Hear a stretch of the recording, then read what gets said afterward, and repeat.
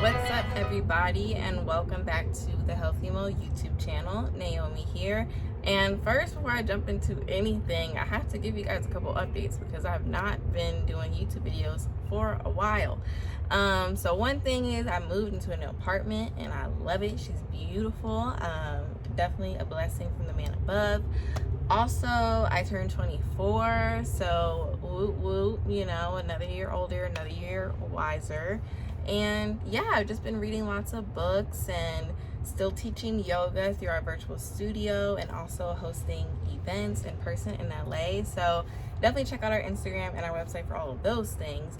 But yeah, so today I want to talk to you about something that's really important to me, and it's about my journey with therapy.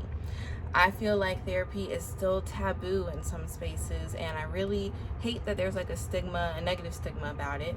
And so I just want to be open about my experience with therapy. No, this isn't going to be the same for everybody, but this is my story. And I just want to share in hopes that it will clarify some things for people who are curious. And so let's start with why I went to therapy. So I am a big believer that everybody can benefit from therapy. I remember I sat in on like a mental health talk, and there were therapists on the panel, and the therapist was like, everybody needs a therapist, even therapists. So I was like, okay, so there's no reason for me to be like, oh, I don't need therapy. But my driving force and actually saying, okay, I'm going to commit to this, I'm going to invest in this, because therapy can be an investment. There are free therapists, but mine I did have to pay for, so I said, okay, I'm committed, I'm going to do the work. But it was because of relationships. I had some childhood trauma as well that I felt pretty resolved about, but it was mainly the romantic relationships that drove me to be like, okay, I want to go to therapy, because I want to break some of these patterns. Like, I want, the right man for me, and I don't want to keep kissing a whole bunch of frogs and getting in my own way. So that's what, really drove me to go to therapy. And I was excited. I remember like leading up to my first session, I was so hyped. I was telling everybody, my sister, my friends, like, oh, I'm going to therapy. And my first therapy session, I bawled like a little baby. First, we start with some intake, and I even had like a pre-therapy form that I did too, where my therapist asked a bunch of questions about, current self-care practices, anything you may, deem as traumatic that you want to like share, any pre-existing, anything, just to really get some intake. And then when I met with my therapist, our first like probably 2 or 3 sessions were just history, really getting to know me, understanding, what my childhood was like, understanding what my life is like now, asking about my job, and all kinds of things.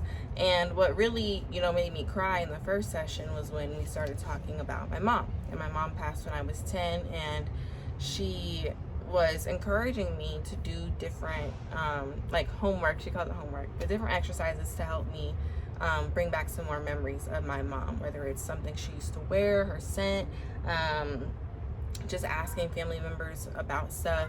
But it made me feel so overwhelmed, and I just started crying because I was frustrated. I was like, I don't remember stuff, I don't know if I can, just a whole lot of things, and then just grief. So I was crying, and she did something really cool that I appreciated, and this is one of the reasons why I chose her, is that she had me meditate. And it was really important for me to have a therapist that has that like mind-body connection. Not all therapists practice the same, and everyone has their own method, but the fact that she brought the mind into it and helped me to tap into my body was something I wanted, being that I'm a yoga teacher and I meditate and all those things. So that definitely calmed me down. I was able to still feel my feelings, but not be overcome by them. And so that was my first session. Like, it started out with a bunch of questions. It ended in a soothing cry. Like, it was a lot. So then I was like, oh, dang. So I guess I'm in this. But honestly, since then, I haven't cried in therapy at all. I think just the first one kind of is ripping off the Band-Aid. And everyone after that has gotten better in terms of my sessions. I think that therapy works if you work it. So all the things that she tells me to do, and different journaling exercises and homework, like, I'm intentional about doing them because I want to do the work. I don't want to keep doing the same thing over and over again. So I'm really taking the tools and putting them to work. So that leads me into another point with therapy, and that is the whole accountability aspect. I think that that's something that I really wanted. Being someone in wellness, and anyone who's in wellness can kind of relate. You do all these self-care practices, you do yoga, you meditate, you eat well, you do all these things. But when you have someone who's holding you accountable, the growth just like expands. It just multiplies. And so I knew that by doing therapy, that would help me. And I also wanted like an unbiased opinion on, you know, what I'm doing with my life and just helping me to steer in the right direction. So yeah, that has been my journey. I would say, because my point in going was to help with romantic relationships, I do feel better. I'm still single, but I feel so content with being single. I don't feel single because I'm discouraged about love. I'm actually choosing to be single right now because I want to focus, you know, on my business, and I want to continually heal so that when I do meet that right man, I'm not bringing the hurts and the pains from the past into the next relationship.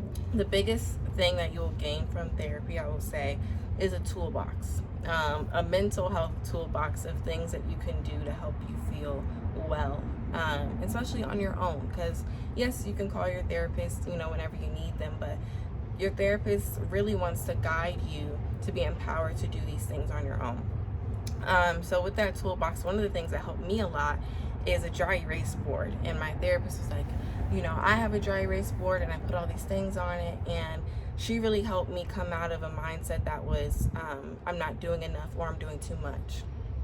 It was like running me dry. Like I felt burnt out, but then I felt disappointed. Like it was not good. So she encouraged me to do small things consistently with my business. Maybe I'm not recording a class, posting on Instagram, sending out emails and something all in one day. That's okay. But if I show up and maybe for that day it looks like engaging on Instagram, maybe the next day it looks like doing an email campaign. So just keeping in mind that I can do small things consistently helped me a lot. And so I would write down those small things on my dry erase board. Not would, I still do. So I write them down and I divide it into my personal to-do, which is like making a doctor's appointment and doing all those things, and my business to-do, and dance as well.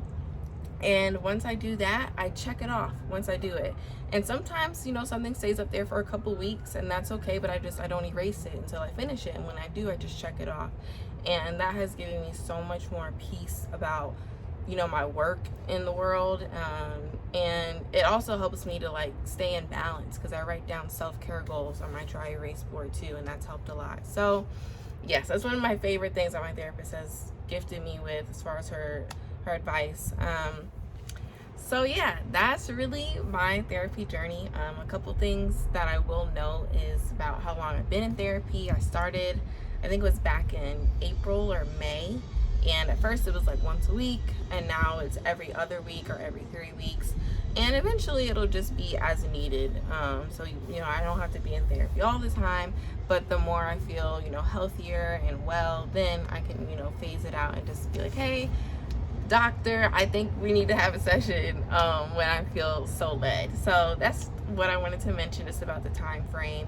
And if you guys have any other questions about any questions period about therapy, definitely drop it in the comments. I'd be happy to answer any questions that you have.